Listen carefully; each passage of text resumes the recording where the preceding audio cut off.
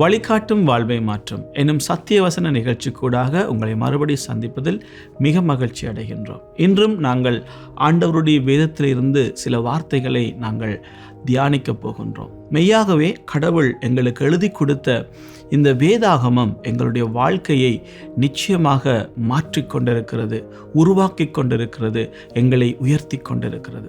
அதன் அடிப்படையில் இன்றைக்கு நாங்கள் பார்க்க போகின்ற வேதாகம பகுதிக்கு முன்பதாக ஒரு கதையை நான் சொல்ல விரும்புகிறேன். பிரியமானவர்களே, 2 பேர், அதாவது 2 நபர்கள் ஒரு தொழிலை ஆரம்பித்தார்கள். அதாவது ஒரு விவசாய தொழில், ஏதோ ஒரு தொழில். அங்கே அந்த 2 பேரும் ஆரம்பித்தார்கள். ஒரே நேரம்தான் ஆரம்பித்தார்கள். அங்கே 2 பேரும் அங்கே ஆரம்பித்தார்கள். ஆனால் அதில் ஒருவர் அந்த வேலையை மிகவும் கவனமாக செய்தார். அந்த வேலையை பார்த்து பார்த்து மிக கவனமாக செய்தார். ஆனால் அடுத்த நபர், மற்றவர் அதை ஏனோ தானோ என்று சொல்லி, உதாரணத்துக்காக ஒரு மரத்துக்கு தண்ணி ஊற்றுவதென்றாலும் ஒரு ஏனோ தானோ என்று சொல்லி அதை சரியாக செய்யவில்லை. அடுத்த நபர் அந்த வேலையை உண்மையாக செய்தார். ஆனால் இந்த நபர் அந்த வேலைக்கு உண்மையில்லாதவராக நடந்து கொண்டார். இப்படியாக இவர்கள் 2 பேரும் அவருடைய வேலைகளை செய்து வருகின்ற பொழுது ஒரு குறிப்பிட்ட நாள் வந்தது. உண்மையாக கவனமாக செய்த மனிதனுடைய வேலை மிகவும் ஆசீர்வதிக்கப்பட்டது. அந்த வேலையின் நிமித்தமாக அந்த மனிதன் ஆசீர்வதிக்கப்பட்டான். அதனாலே அவனுடைய வாழ்க்கையிலே உயர்வு உண்டானது. ஆனால் கவனஈனமாக, உண்மையற்றவனாக வேலை செய்த நபரோ வெட்கப்பட்டு தலை குனிந்து தன்னுடைய வாழ்க்கையிலே எதையும் பெற்றுக்கொள்ள முடியாதவனாக மாறிவிட்டான். ஆம் பிரியமானவர்களே, இப்பொழுது நாங்கள் வேத வசனத்துக்குள்ளாய் கடந்து செல்வோம். வேதாகமத்திலே உபாகமம் என்னும் ஒரு புத்தகம் இருக்கின்றது. மோசே என்னும் தேவ மனிதன் இறுதியாக தான் மரிப்பதற்கு முன்பதாக இஸ்ரவேல் ஜனங்களை நோக்கி அவர்களுக்கு சொன்ன ஒரு ஆலோசனையின் புத்தகம். இல்லையென்றால் ஜனங்களுக்கு தேவனுடைய வசனத்தை மறுபடியும் ஞாபகப்படுத்துகின்ற, இதையெல்லாம் கடவுள் எங்களுக்காக சொல்லியிருக்கிறாரே என்று ஒரு ஞாபகம் ஊட்டுகின்ற ஒரு புத்தகமாக இந்த உபாகம புத்தகம் இருக்கின்றது. இதிலே 28வது அதிகாரத்திலே முதல் 2 வசனங்களை நாங்கள் வாசிக்க போகிறோம். ஆம் பிரியமானவர்களே, நான் வாசிக்கின்றேன், கவனியுங்கள். 28ஆம் அதிகாரம் முதல் 2 வசனங்கள். இன்று நான் உனக்கு விதிக்கின்ற உன் தேவனாகிய கர்த்தருடைய கட்டளைகளின் படியெல்லாம் செய்ய நீ கவனமாய் இருக்கும்படிக்கு அவர் சத்தியத்துக்கு உண்மையாய் செவி கொடுப்பாயானால் உன் தேவனாகிய கர்த்தர் பூமியில் உள்ள சகல ஜாதிகளிலும் உன்னை மேன்மையாக வைப்பார். ஆம் பிரியமானவர்களே, இங்கே ஆண்டவராகிய தேவன், நம்முடைய பிதாவாகிய தேவன் மோசேக்கு ஊடாக சொல்லுகிற ஒரு விடயம் என்னவென்றால், கடவுள் எங்களுக்கு ஒரு வாக்கு தத்தம், அதாவது வார்த்தையினாலே ஒரு வாக்கு தத்தத்தை கொடுத்திருக்கிறார். என்ன கொடுத்திருக்கின்றார்? ஆண்டவருடைய வார்த்தைகளை, அவர் எங்களுக்கு கொடுத்த கட்டளைகளை, கற்பனைகளை நாம் கவனமாய் செவி கொடுத்தாள். நான் சொன்ன ஒரு மனிதன் கவனமாய் ஒரு வேலையை செய்கிற பொழுது அந்த வேலையிலே நிச்சயமாக ஒரு ஆசீர்வாதம் கிடைக்கும்.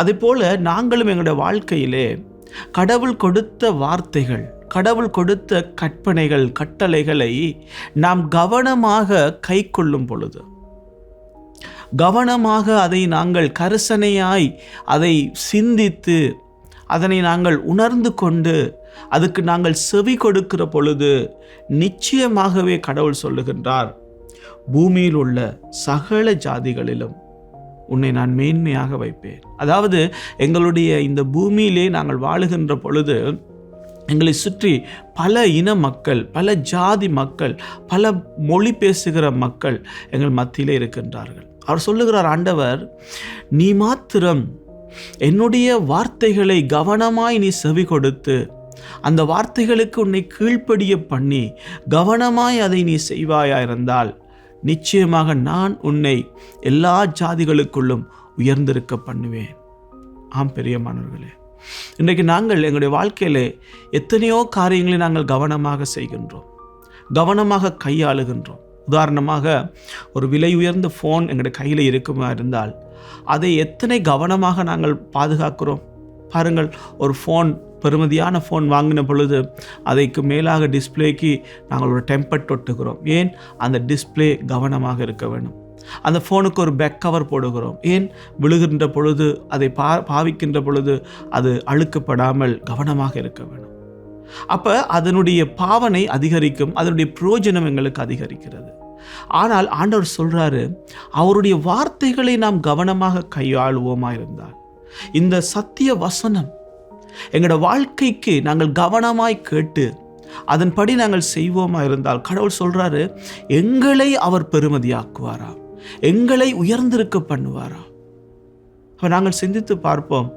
இன்றைக்கு நாங்கள் இந்த உலகத்தின் அநேக காரியங்களுக்கு முக்கியத்துவம் கொடுக்கின்றோம், மிக கவனம் கொடுக்கின்றோம். ஆனால் கடவுளுடைய வார்த்தையை நாங்கள் கவனப்படுத்துகிறோமா? ஆண்டவர் சொல்றாரு, கர்த்தருடைய வார்த்தைகளை உன் இருதயத்திலே பக்குவப்படுத்த வேண்டும், அதை எங்களுடைய இருதயத்திலே எழுத வேண்டும், அதை இரவும் பகலும் தியானிக்க வேண்டும் என்று சொல்றாரு. அதாவது அதை குறித்து நாங்கள் அக்கறை உள்ளவர்களாக மாற வேண்டும். அப்படி நாங்கள் செய்கின்ற பொழுது கடவுள் சொல்றாரு, எங்களை உயர்ந்த ஸ்தானத்திலே வைப்பேன்.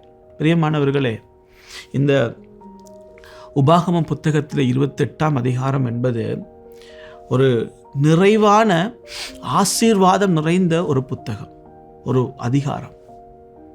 அவ்வளவு ஆசீர்வாதங்கள் இருக்கிறது. ஒரு மனிதன்,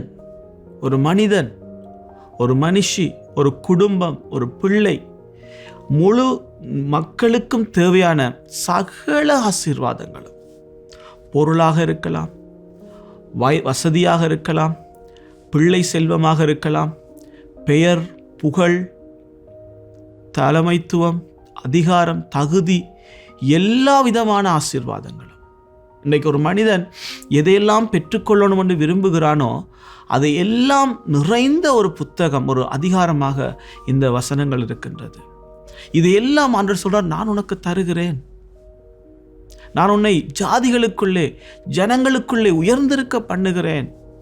ஆனால் மோசே சொல்றாரு, இந்த வசனங்களை, இந்த தேவனுடைய சத்திய வசனங்களை கவனமாய் நாங்கள் அதுக்கு செவி கொடுக்கிற பொழுது, கவனமாய் அதை நாங்கள் செயற்படுத்துகிற பொழுது, ஒவ்வொரு நாளும் கடவுளுடைய வார்த்தையை வாசித்து அதை தியானித்து அதை எங்கள் இருதயத்தில் பக்குவப்படுத்தி, கடவுளுடைய வார்த்தையை சொல்லுகிறது என்பதை சிந்தித்து அதற்கு முக்கியத்துவம் கொடுத்து நாங்கள் எங்களுடைய வாழ்க்கையிலே நாங்கள் வாழுகின்ற பொழுது இந்த ஆசீர்வாதங்களை அவர் சொல்றாரு, உனக்கு வந்து பழிக்கும் என்று சொல்றாரு.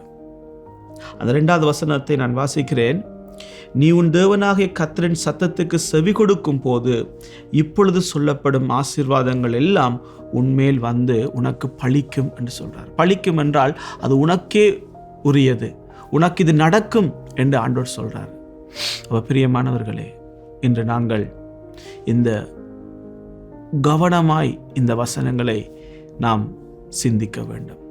2வது அவர் சொல்றார், அந்த 1வது வசனத்திலே, கவனமாய் இருக்கும் படிக்கும் அவர் சத்தத்துக்கு உண்மையாய் செவி கொடுக்கும் பொழுது. உண்மையாக பாடசாலைகளிலே பிள்ளைகள் படிப்பார்கள். அப்போ வகுப்பில் ஒரு 30 பேர் இருப்பாங்கன்றங்களேன். சிலர் முன்னுக்கு இருக்கிற அந்த பெஞ்சில் இருக்கிறவங்க எல்லாம் அந்த பாடத்தை உண்மையாக கவனிப்பாங்க.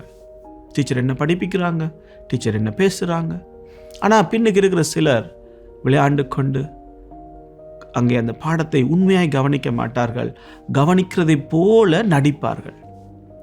புத்தகத்தை திறந்து வைத்துக்கொண்டு உள்ளுக்கு வேறு ஏதாவது கதை புத்தகங்களை வைத்து வாசிப்பார்கள். அப்போ அந்த உண்மை அற்ற நிலைமை.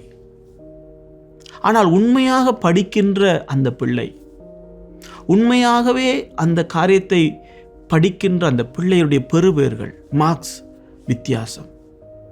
பின்னுக்கு உண்மை அற்ற நிலையில் இருக்கின்ற பிள்ளையை பார்க்கிலும் உண்மையாய் படிக்கிற பிள்ளைகள் நிச்சயமாக நல்ல பெறுபர்களை எடுத்து முன்னேறுவார்கள். அதைத்தான் இங்கே கடவுள் சொல்றாரு.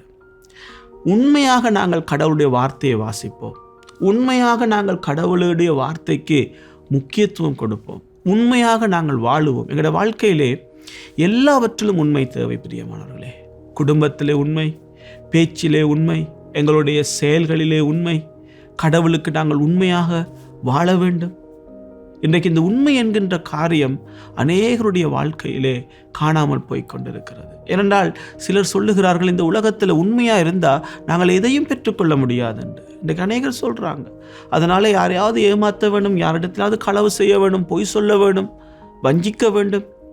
ஆனால் கடவுள் சொல்கிறாரு, நீ உண்மையாக இருந்தால் நான் உன்னை ஆசீர்வதிப்பேன். ஆகவே அன்பான தேவ ஜனமே, கடவுள் தான் இந்த உலகத்திலே மெய்யான ஆசீர்வாதத்தை கொடுக்கிறவர்.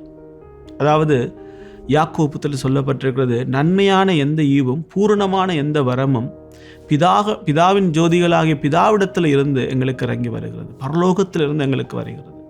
அதில் எந்த ஒரு மாறுதலும் இல்லை, தேறுதலும் இல்லை, நன்மை மாத்திரமே வருகிறது என்பதை சொல்லுகிறார். ஆகவே இந்த 28ஆம் அதிகாரத்திலே கீழே சொல்லப்பட்ட அனைத்து ஆசீர்வாதங்களையும் எங்களுடைய வாழ்க்கையிலே, எங்களுடைய கிறிஸ்தவ வாழ்க்கையிலே பெற்றுக்கொள்ள வேண்டும் என்றால் கர்த்தருடைய வார்த்தைகளுக்கு கவனமாய் நாங்கள் செவி கொடுப்போம்.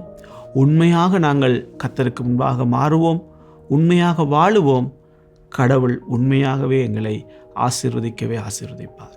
ஆகவே நாங்கள் இந்த உலகத்துக்கு ஒத்த விஷயம் தெரியாமல் தேவனுடைய நன்மையும் தேவனுடைய கிருபையும் பரிபூர்ண சித்தம் இன்னதென்பதை உணர்ந்து எங்களுடைய இருதயங்கள் மறுரூபமாகி கிறிஸ்து இயேசு எதிர்பார்க்கின்ற அந்த வாழ்க்கைக்குள்ளாக நாங்கள் வருகிற பொழுது மெய்யாகவே எங்களுடைய குடும்பம் நிச்சயமாக ஆசீர்வதிக்கப்படும்.